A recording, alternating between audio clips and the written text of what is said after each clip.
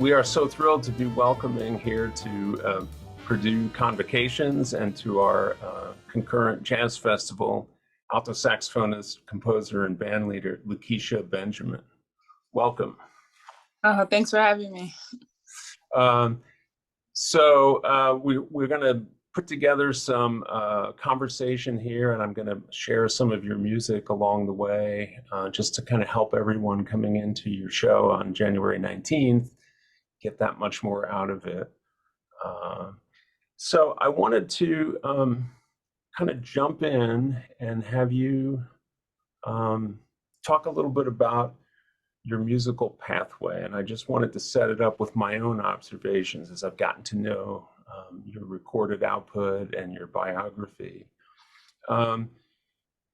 As I understand it, you have some deep roots with, Dominican and other Afro-Latin musics from Washington Heights and New York. Obviously, you're immersed in funk, hip hop, R&B, all kinds of things. And if memory serves, your first album, Retox, came out in 2012. Is that right? That's correct. Super cool. And to me as a listener, it sounds like so many different musical threads are kind of in musical balance with each other. And there's been this trajectory for, 11 years to last year's release of Phoenix, where while all of these different elements are still present, I kind of hear, this is me as a listener, I kind of hear an album like Phoenix as maybe something that a marketer would more squarely be able to put in the jazz bin, if you know what I'm saying.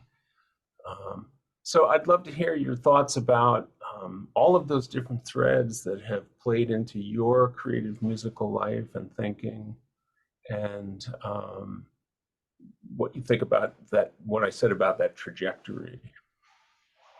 I'm not sure. I think the best way to answer the question that's kind of not a question is I did start off playing a lot of merengue music and salsa music. Those are my upbringing. So like my first time I got a saxophone, the first time I started playing, I was in an after school program and we were charged with playing block parties on the block. We were playing at the Port Authority station, the bus stations, the parks, all the Dominican parades. So it was kind of like our job. My early upbringings were just me learning how to keep people on the dance floor. And, in that style of music, there's no way to stop. Then I moved on I did get into jazz immediately next. I went to high school. I went to LaGuardia High School, which is a music and art high school. And there my director his name is Bob Stewart, and he was really big. And I guess he was right? Tuba player, yeah. He was playing with Sam Rivers. He was playing with Nicholas Payton. He was playing with Greg Osby. Nice. Greg Gill, Mulhall, Richard Abrams. So there was a variety of the genres of jazz. Mm-hmm. So when I got there, I became the lead alto player, and I didn't know anything about jazz. So he gave me a couple of albums to check out in order to see if this was for me. It was a John Coltrane album, Charlie Parker, Charles Mingus Big Band, Duke Ellington Big Band, and Dizzy Gillespie's Big Band. Oh, so big band. Nice. Yeah. I just happened to get those ones. He named those people. So my first one that I put on was Duke Ellington Big Band, first song, Clark Terry solo. So I immediately was, I guess caught the jazz bug. Absolutely. That'll do it. Went on to college, and actually, like you mentioned, you went to Rutgers. I went to Rutgers. Actually, it's not in my bio. I only went for a semester for history. Oh, okay. I decided that no way, I'm just going to go back to New York and try to figure out my path. So I went to the new school, and there I kept going with jazz. And at that point, I think we just had like a back and forth between, I started playing with Clark Terry, I started playing with Rashid Ali, but then I also started getting calls for hip hop was starting to incorporate now bands coming back and live, especially live that are choreographed, dancing around and having a good time. So all of those stories of how I got into it are a little, adventurous, but I started playing with Missy Elliott. I started playing with Alicia Keys. I started playing with all these kind of hip hop artists and becoming like a horn section MD. So it was my job if you're a young student out there, to I'm in charge of the trumpet player and the trombone player in my section. I'm the one that gets us the gigs. I'm the one that pays everybody. I'm the one that decides the parts. I'm the one that gets the choreography together.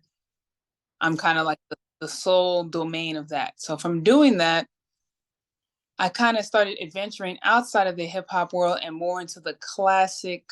I don't know if you call it classic R&B and pop, but like the Stevie Wonder range. Mm-hmm.